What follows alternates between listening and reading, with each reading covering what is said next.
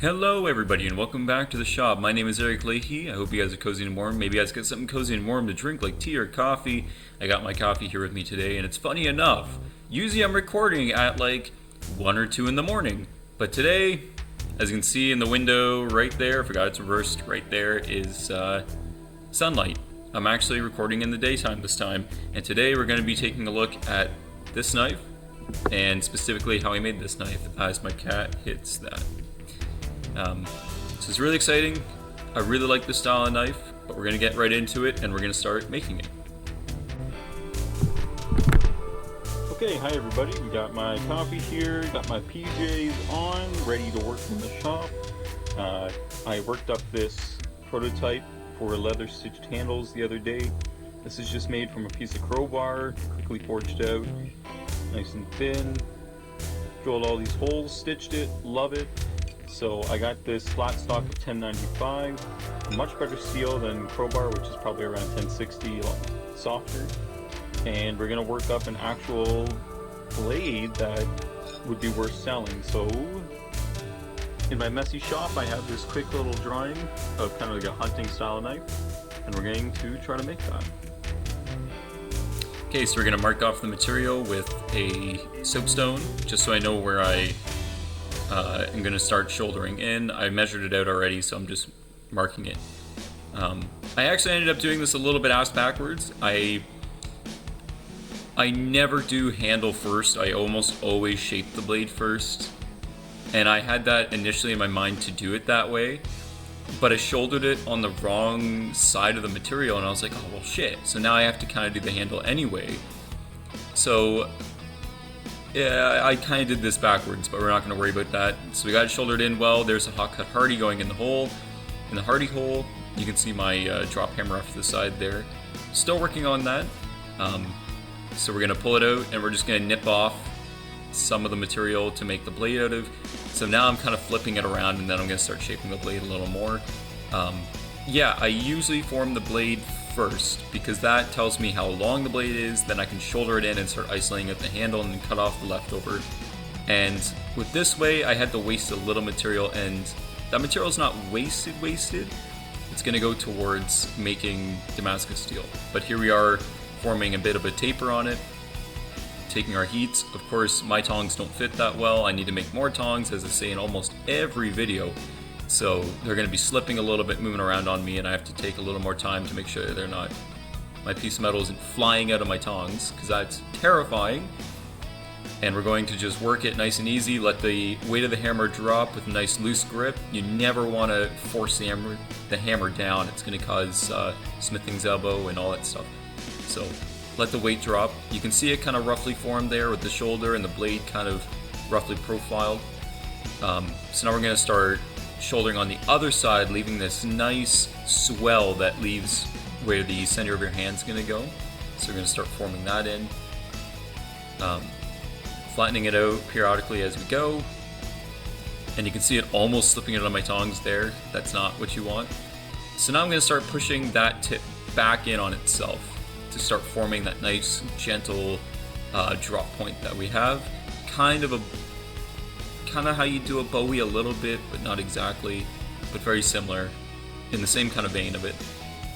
Make sure we're straightening things up, flattening along the same way that we're doing things. Just make sure that things are nice and flat, reorient it, and keep working that tip nice.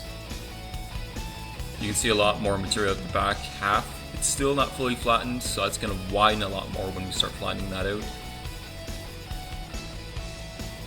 Just keep working it.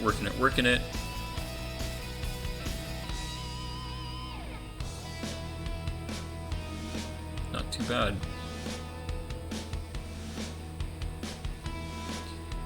And this style of knife is not too bad to forge. If I forged the tip first, it would be done probably a lot quicker, but unfortunately I didn't do that. So now we're going to start working in that back portion where it's going to kind of lock into your hands, because if you're using it, you're chopping, whatever you need to do with it, you don't want it slipping out or falling out of your hand. So having some good radiuses, some good curves that can really lock into your hand is really, really good. I really like the leather stitch look. I think it's something that's really, really unique and really nice. You don't really see it a whole lot, and when people do it, it's messy, it's sloppy, it doesn't look quite right, and it always comes out looking thick and chunky when I see people do it. They usually just wrap a piece of leather, you can see it there, rough forged out, looks awesome. There's the touch mark, we're going to put that in right before I forget. Make sure it's in there. Throw the big hammer up there. And yes, I am in my PJs. And of course with me, knowing me, everything I touch mark and stamp flies every time. So there it goes, boom, goodbye. Happens every time. I have no clue why that's happening. Because I hit my tool, you know you hit it really well. You can feel it when you hit it. And there it is. It's a nice good stamp. But for some reason, everything just goes flying. Heating it up there, making sure it's nice and ready to go. There's the quench. After I drilled all the holes, sorry I didn't show you guys. It's really boring anyway, you're just drilling a bunch of holes. We're just gonna stop it there. So that's forging the blade. And 1095 is a much higher carbon than crowbar. Crowbar is probably 1045, maybe up to 1060, but that's pushing it.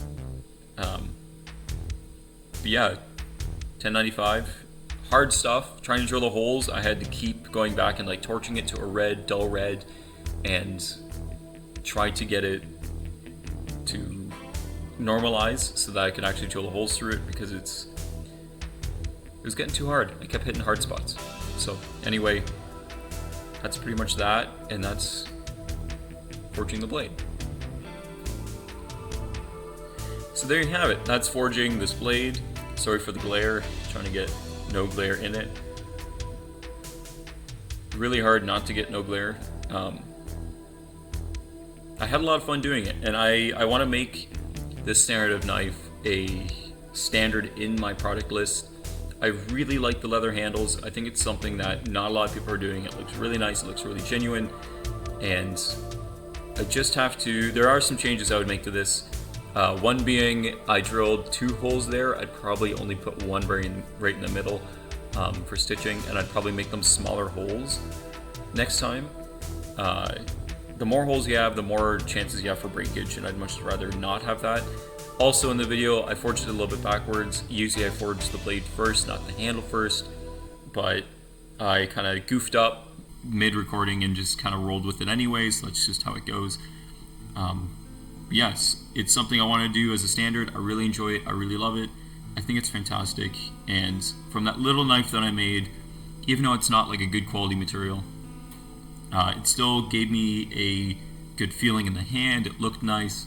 So I think it's something that I'm going to go ahead and finish out this one. So the next steps is to cut out the leather, punch the holes in it, stitch it by hand, which I don't have a stitching horse. I probably should if I'm going to keep doing these. So I might have to invest in a stitching horse, but I'll probably end up just clamping it with some leather over the jaws or something just to protect it. And then just get the stitching. And then after that, I got a really nice dye coming in the mail that I'm really excited to try. It's like a browny purpley color. Super, super, super nice. I think it looks fantastic. And that's going on this. And this one is not going to be for sale. I know I talked about it at one point that I was going to put it on my product list as like a one-off for you guys to buy. I think this one I'm going to save for myself, specifically for the reason of measurements. If someone wanted this knife, kind of like how I've been doing other templates lately of doing like a chopper template and a Bowie template, I'm going to use this as one of my templates. And I'll probably use it as one of my example pieces. So when someone wants this made, I can bring this out and show them. So that's one of the reasons why I'm going to keep this one. But I will most likely probably make another one because I really enjoy doing this. And it's going to be up on my product list anyway, so you guys will see them go up there anyway as a set price, and you guys can pay for it as a set price. If you want something more custom, if you want custom dies, if you want custom things like that, let me know. Write in the comments.